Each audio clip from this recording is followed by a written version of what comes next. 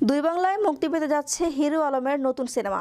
জাতীয় সংসদ নির্বাচনে অংশগ্রহণের ব্যস্ততা শেষে আবারও নিজ ভুবনে ফিরেছেন হিরো আলম। বিস্তারিত ডেস্ক রিপোর্টে।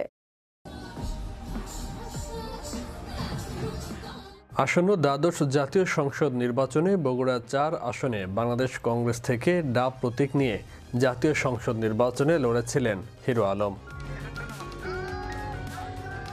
নির্বাচনের সকল কর্মকাণ্ড শেষে নিজেকে আবারও অভিনয়ে ফিরিয়ে এনেছেন তিনি। নতুন সিনেমা এবং গান প্রকাশ নিয়ে ব্যস্ত হয়ে পড়েছেন হিরো আলম। এরই মধ্যে দারুণ একটি ঘোষণা দিলেন তিনি।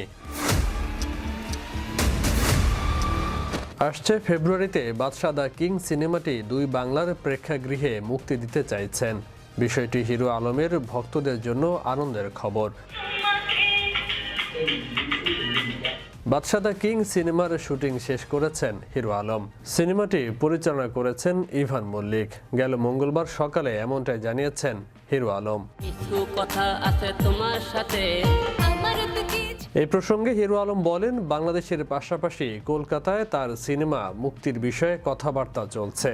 আগামী মাসে বাদশা দ্য কিং সিনেমাটি মুক্তির মাধ্যমে তা শুরু করতে চান তিনি। এরপর প্রতি মাসে তার অভিনীত একটা করে সিনেমা মুক্তি পাবে দুই বাংলায়। তিনি আরো বলেন, সামনে ভালো কিছু কাজ আসছে, এতে দর্শকরা তাকে নতুন রূপে দেখতে পাবেন।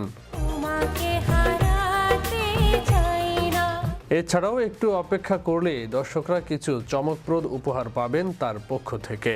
তিনি বলেন, এখন অভিনয়ে পুরোপুরি মন দিয়েছি। নিয়মিত অনুশীলনের মাধ্যমে অভিনয় শিখছেন তিনি। ভক্তদের উদ্দেশ্যে হিরো আলম বলেন, কবিতা আবৃত্তির পরও প্রশিক্ষণ নিচ্ছেন তিনি। উচ্চারণের সমস্যা কিছুটা হলেও অতিক্রম করতে পেরেছেন। বিশ্ব বাংলা 24 বিনোদন ডেস্ক।